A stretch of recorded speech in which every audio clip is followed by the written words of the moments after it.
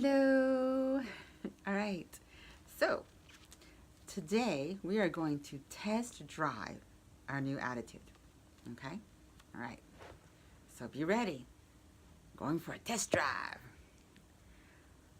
I recall a woman in a church where I previously served, and she was a committee member of a very spiritual community, and she had a lot of faith. Yet she had a palpably negative attitude on life. When she was part of the community, other members silently dreaded attending the meetings with her.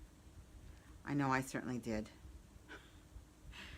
Her heart may have been good, but she seemed to filter the world through a screen of negativism. You've met someone like that before, I'm sure, right? Everyone, in her view, was trying to take advantage of her. They were trying to marginalize her, dismiss her opinions and her ideas. So she was abrasive, combative, and obstructive. So finally, at one meeting, there was this young man who had simply had enough, and he told her that her negative attitude was making the group much more difficult than it really needed to be.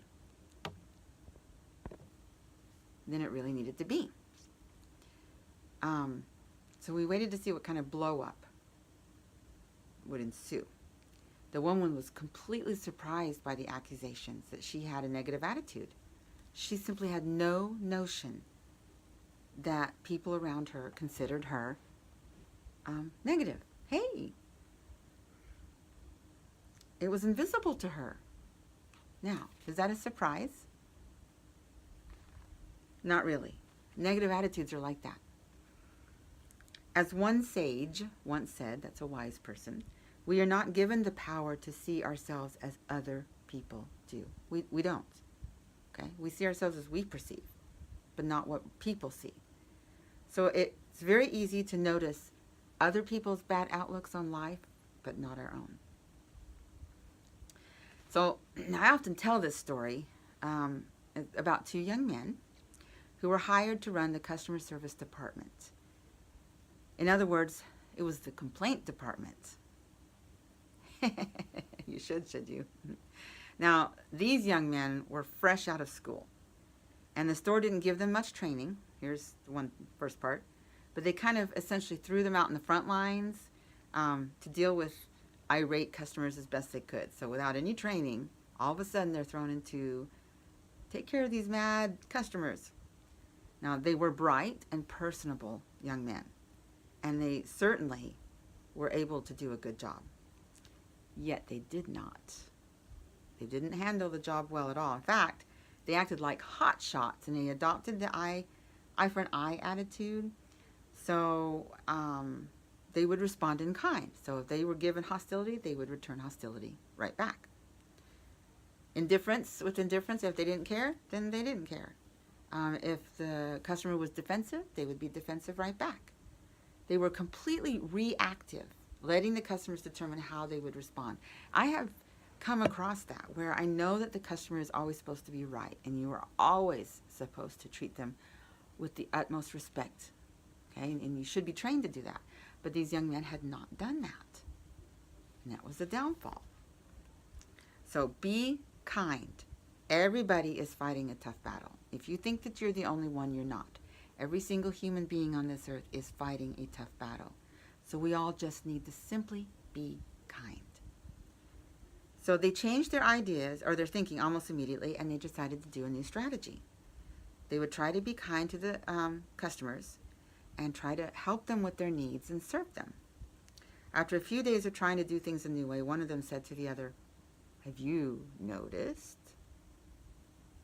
We have a different kind of person coming into the department. People are a lot nicer." So what they noticed was because they were behaving nicer, it seemed like every phone call they got, people were nice. Now that's a light-hearted story, all right?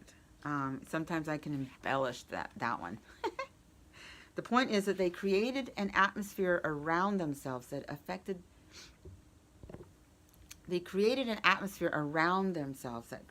that affected the people coming in, and the whole situation improved.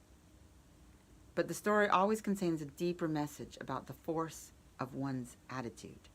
So if you choose a good attitude, it's like casting those many loaves upon the water of life. The benefits that come back to you are usually unexpected and unpredictable, and they can deeply enrich your life. So it's kind of like when you throw a pebble out on the pond and it creates those ripple effect of circles out and out and out. Your attitude affects the environment around you, okay? The people around you. If you're positive, they're going to be positive. If you're negative, they will be negative. Start paying attention. You're going to take it for a test drive today. So if you come across something where you normally grumble about, you demean yourself or you lash out at someone around you, okay, so take that situation and take a deep breath. I'm taking this for a test drive. I'm going to be nice. I'm going to be kind. And instead of reacting, act upon the situation with love or with kindness, with respect. Okay? I sometimes try to think maybe this other person has had a bad day or a bad week. Maybe their father had died. It doesn't excuse their behavior, but you have no excuse to be angry back. So think of it in those terms. Okay, maybe they've had a bad day. So I'm going to give them a break and I'm going to be really nice, despite how awful they were to me. I will not return the favor. We are not living in a society of eye for an eye. We are not living the Moses Law anymore. We need to rise up above that. It was a great law for the time being, but we need to rise above that and practice the golden rule. That's really what it is. Do unto others as you would have them do unto you. It doesn't say do unto others as they were doing to you. It says do unto others as you would have them do unto you. Complete difference. Think first, act second, and throw out the window of reaction, because then that's when you're not thinking. You're just reacting, and you have no control over your emotions. You're allowing them to just run rampant and say and do things that a normal person would never say. And I would add to that your texting, okay? We sometimes think that, not sometimes things, what am I saying? We really do send things in text more than we would normally do if we were in person talking. So remember that and take a step back, take a deep breath, and maybe write what you want to say. And if it's in anger, throw that away and rewrite something much calmer and nicer and not try to point the finger. All right? Remember, every time you point the finger, you've got 3 pointing right back at you. Okay? All right. So it's time to take your new attitude on a test drive today, or if your day has ended, then plan on it for tomorrow. So wherever you are, whatever's happening, take your new attitude on a test drive. And I don't mean for one day. Take it for a few days. Keep practicing it. Old habits die hard. So if you have a really bad attitude about something, it's really hard to just go and stop and do it. So yes, thank you. Yeah, take it for a test drive. I promise. Promise. It will not just make people become nicer around you. It makes you a nicer, more fun person, and you'll be one of those names that people will talk about. Oh, like Hannah. Did you hear what Hannah did for me? Did you hear what she said? I was having a bad day, and she didn't miss a beat. She was just right on top of being nice. So you never know what goes around comes around. So food for thought. Bye.